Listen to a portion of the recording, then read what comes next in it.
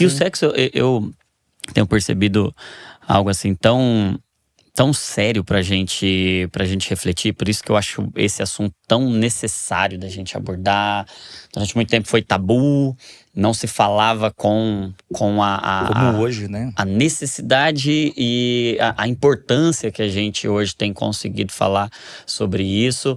Mas o sexo ocupa um papel tão importante dentro do plano de Deus. Sim. Haja vista que Deus podia ter escolhido qualquer forma para transmitir vida. E ele escolheu o sexo. Tem algo de tão divino dentro da intimidade, da aliança que ele reservou. Então, o amor é o ápice, é a revelação plena de quem Deus é. Deus é amor. Aí ele escolhe para os seres humanos consumar esse amor por meio de um casamento. E como parte inseparável do casamento, tá lá. ele coloca o sexo, a intimidade, que é o resultado de uma aliança. E a pornografia é a distorção desse mecanismo, porque ela cria intimidade sem aliança, ela cria sexo sem amor. Exatamente. Então ela bagunça a vida. E pior do que isso, doutor, eu vejo assim que o sexo é esse componente vital dentro do casamento. E o consumo da pornografia vai fazer com que o desejo, que deveria ser legítimo para dentro desse território da intimidade do casal, esse desejo ele começa a migrar para fora. Sim. Então você vai vendo um desejo migrando para fora e a pessoa, no lugar dela derramar esses afetos, esses desejos, essas atrações para o lugar certo, que seria sua esposa, não é? Ele está, na verdade, jogando em outro lugar. Exato. Porque ele acredita que aquele lugar ele é bem mais satisfatório, ele é bem mais significativo do que o sexo real. Então a pessoa vai migrando. E esse, inclusive, doutor, é um dos motivos, eu quando sou acessado, até nas redes sociais, olha, pastor, ou no aconselhamento terapêutico do SOS, as pessoas falam, olha, pastor, meu marido não me procura mais. Eu percebo que meu marido parece que não vem mais com interesse comigo. O sexo se tornou uma coisa estranha. E quando a gente vai ver, tá lá o consumo da pornografia, né? Sim. Então, desconfigura também o sexo, né? Desconfigura o sexo.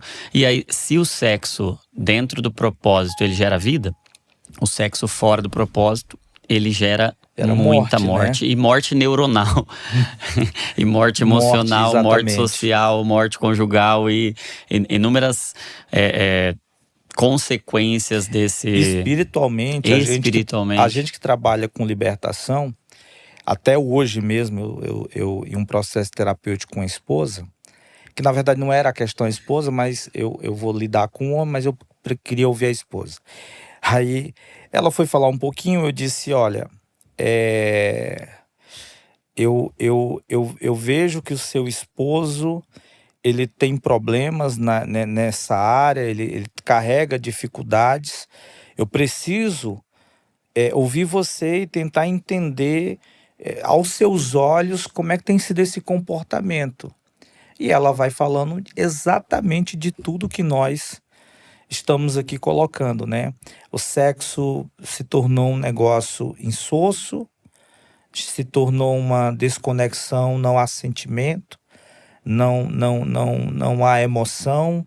E ela diz, olha, ele não tem desejo mesmo por mim. Alguma coisa está errada, eu acho que ele está realmente consumindo pornografia. Porque muitos que me procuram não sabem exatamente se está. Eles pressupõem, né? Alguns que me seguem nas redes sociais, eu falo, olha, seu marido não te busca mais, tem alguma coisa errada. Tem alguma coisa fora do lugar. Porque o sexo, ele não é a coisa mais importante, mas ele é um componente importante, né? Sem dúvida, sem dúvida. Sem dúvida. Então, vamos tentar ajudar hoje quem está lidando com esses desafios. Eu vejo que existe um problema muito significativo com a adolescência, que é onde a maioria das pessoas que consomem pornografia têm o primeiro contato, adolescência, e hoje já puxando até para a infância, né? Hoje já está com 7 anos, né? Exato. As crianças consumindo pornografia. Minha esposa, ela atendeu um casal onde a filha de 3 anos ficava na frente da TV com a mamadeira e se masturbando. Meu Deus.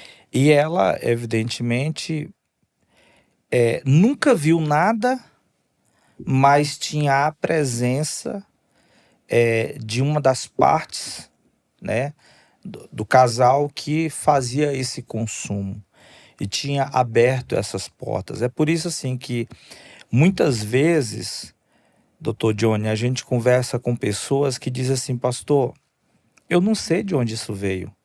Eu não sei por que eu carrego isso. E aí, quando a gente volta um pouquinho, a gente viu que alguém abriu essa porta. Alguém cruzou essa linha.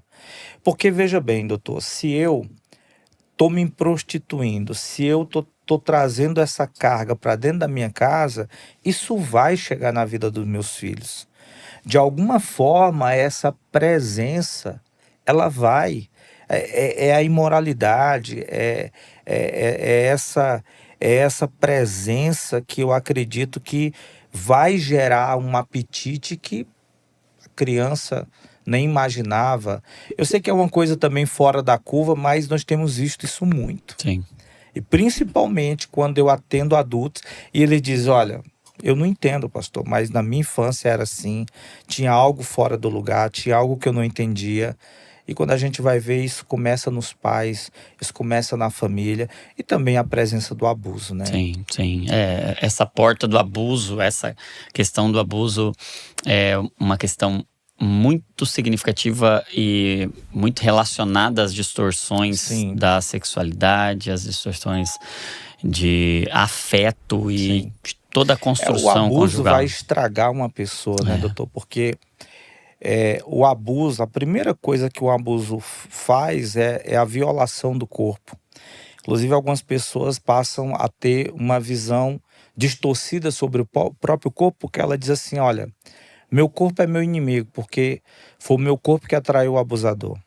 Então, ela tem uma distorção do corpo, ela passa a ter uma mente alterada.